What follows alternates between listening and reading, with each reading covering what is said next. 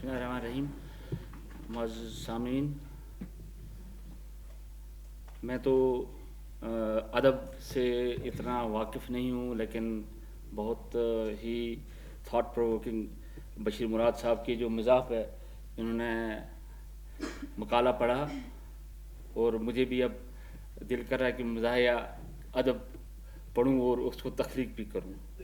Really उन्होंने जिस तरह कश्मीर का कदीम अदब उसको कनेक्ट किया मज़ाक के साथ, बिलखसूस लैला आरिफा, उनका जो अदब था, यानी कि जिनको आमतौर पर मज़ाहिया शायरा बल्कि सूफ़ी शायरा समझा जाता है, वो नहीं समझा जाता। इन्होंने उनको भी उनकी शायरी को भी कनेक्ट किया मज़ाक के साथ। रियली बहुत ही मज़ा आया, बहुत ही उम्दा तरीके से उन्होंने मिज़ाही अदब पे रोशनी डाली और इनका जो शाहकार था, अदबी शाहकार, उसमें सुनने का बड़ा मज़ा आया।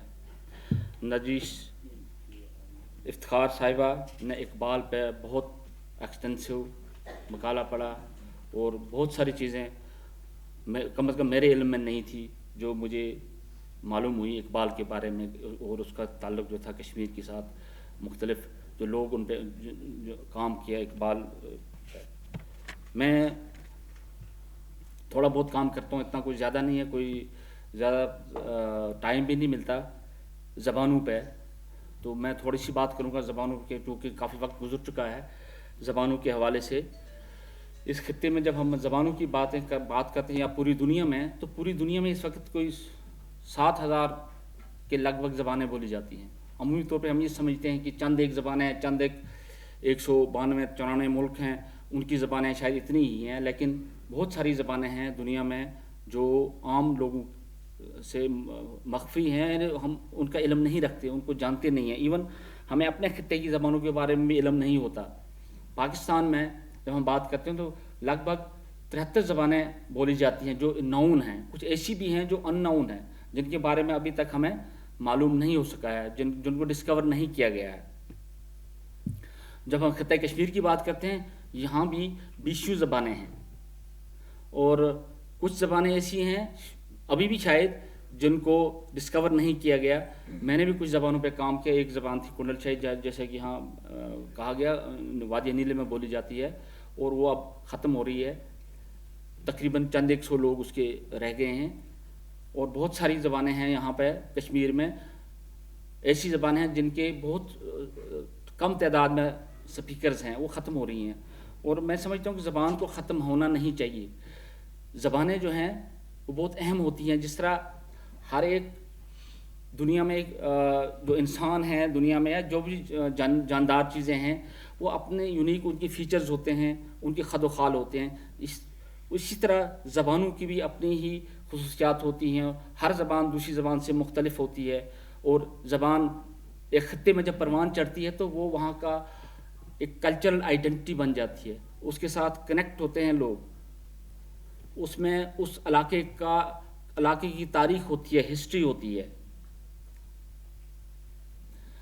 और जब वो ज़बान ख़त्म हो जाती है, वो हिस्ट्री, वो नॉलेज, वो इल्म जो ज़बान में समाया होता है, जो उस ज़बान में परवान चढ़ा होता है, वो ख़त्म हो जाता है और कोई भी ज़बान दूसरी ज़बान के हम पल्ला हो नहीं सकती। मसलन एक छोटी सी मिसाल है हमारे यहाँ बर्फ़ की। अब उर्दू में हम बर्फ़ ही बोलते हैं, अगर वो फ्रिज की बर्फ़ है या वो बर्फ़ जब पड़ रही होती है, रावलाकोट वाले बेहतर समझ सकते हैं, या नीले वाले, जो आसमान से गिरने वाली बर्फ़ और फ्रिज वाली बर्फ़ में बहुत बड़ा फ़र्क है। तो वो जो मकामी ज़बानें होती हैं, वहाँ पे बर्फ़ लफ्ज़ एक नहीं है, उसके कई अल्फाज हैं जो मुख्तलिफ उसकी सूरतों को डिस्क्राइब करते हैं। जैसे लिबास के लिए मुख्तलिफ अल्फाज हैं, तो हम सिर्फ ये कहेंगे जी लिबास, तो उसमें सारी चीज़ें समा नहीं सकती। तो इसलिए ज़बानें अहम होती हैं उस इलाके के लिए, उस खित्ते के लिए, उन लोगों की आइडेंटिटी के लिए। और दूसरी वजह जो है ज़बान अहम क्यों होती है, वो इसलिए भी अहम होती है कि वो लोगों को कनेक्ट करती है अपने होमलैंड से, अपने सरज़मीन से, क्योंकि वो ज़बान उस सरज़मीन से बनी जुड़ी होती है, उसकी इकोलॉजिकल नॉलेज उसमें होता है, उससे मुतल्लिक उस टर्मिनोलॉजीज़ होती हैं, उस इन्वायरमेंट से, उस कल्चर से मुतल्लिक उसमें प्रोवर्ब्स होती हैं। तो इसी वजह से वो ज़बान उस इलाके की आइडेंटिटी होती है। اور جو لوگ بولتے ہیں وہ اپنے اس علاقے سے اس سرزمین سے کنیکٹ ہو جاتے ہیں، اور جب وہ لوگ اپنے کلچر اور زبان چھوڑ جاتے ہیں تو وہ اپنے لوگوں سے ڈسکنیکٹ ہوتے ہیں، اس سرزمین سے ڈسکنیکٹ ہوتے ہیں. اور میں سمجھتا ہوں کہ ہمارے بیشتر اس وقت جو مسائل ہے اس کی وجہ بھی یہی ہے کہ ہم اپنے کلچر، اپنی زبانوں سے دور اپنے آپ کو کر رہے ہیں، اپنی جو نسلیں ان کو کر رہے ہیں. اس کا الٹیمیٹ جو کنسیکوینسز ہو رہے ہیں وہ یہی ہے، ہم جو اپنے سرزمین سے کٹ جاتے ہیں ہم ایلین ہو جاتے ہیں، اور ہمیں اس سرزمین سے، اس کلچر سے، ان لوگوں سے بالکل کوئی سروکار نہیں رہتا، اور ہم بالکل الگ سے مخلوق بن جاتے ہیں. اور اس کے پھر نتائج ہمارے سامنے ہوتے ہیں کہ مختلف پھر مسائل جنم لیتے ہیں سوسائٹی میں. لوگ پھر اون نہیں کرتے اپنے علاقوں کو، اپنے کلچر کو، اپنی زبان کو. اونرشپ ختم ہو جاتی ہے.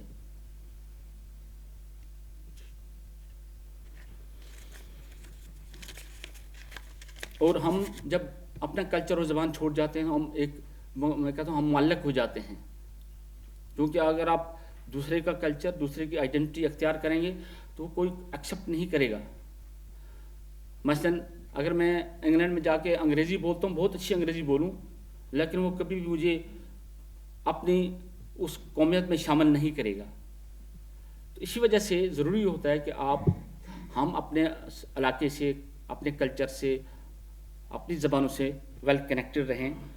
اور دوسری بات جو اہم ہے زبانوں کے حوالے سے، کلچرز کے حوالے سے، ڈائیورسٹی. جتنی بھی زیادہ زبانیں ہوتی ہیں، جس طرح آپ دیکھیں کہ ہر دو لوگ ایک جیسے نہیں ہوتے، اسی طرح ایک باغ میں اگر پھول ایک ہی طرح کے ہوں تو ان میں اتنی اٹریکشن نہیں ہوتی. اگر وہاں پہ مختلف ڈائیورس قسم کلرز کے فلاورز پھول ہوں تو ان میں زیادہ وہ بہتر نظر آتے ہیں. اسی طرح ڈائیورسٹی کو کہا جاتا ہے ایسنس آف لائف. تو زیادہ زبانیں وہ ڈائیورسٹی میں اضافہ کرتی ہیں اور اس ڈائیورسٹی بڑھاتی ہیں، تنوع بڑھاتی ہیں. اس کا فائدہ کیا ہوتا ہے؟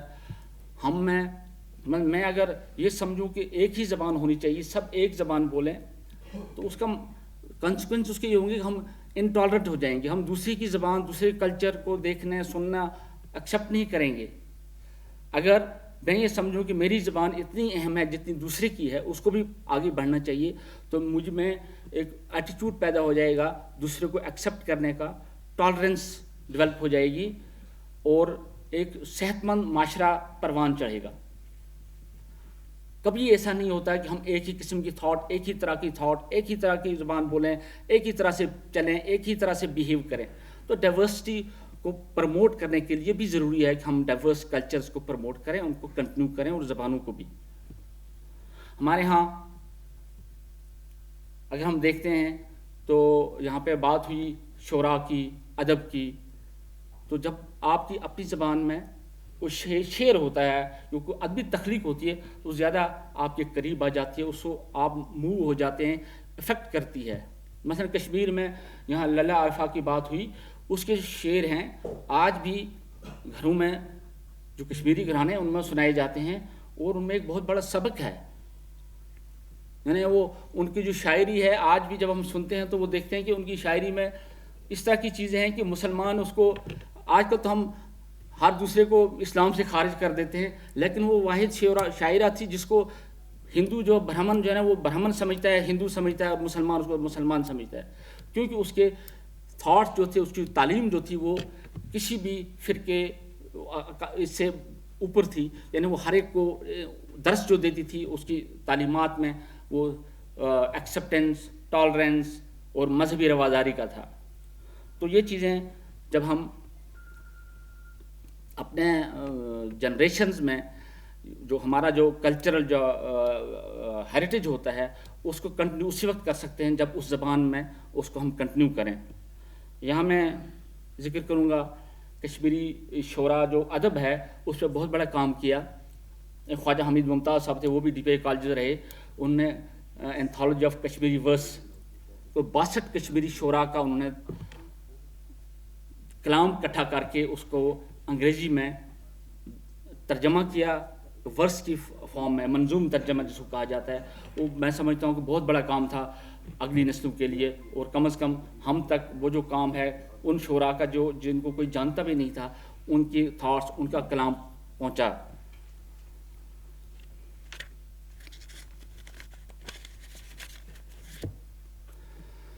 تو آخر میں زیادہ وقت نہیں لینا چاہوں گا.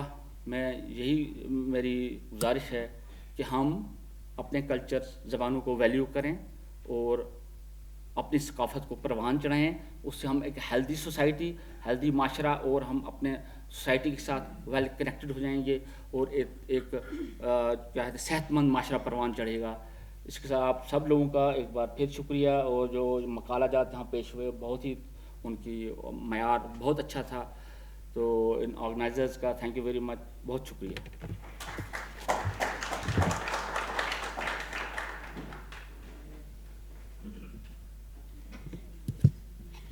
آج کی اس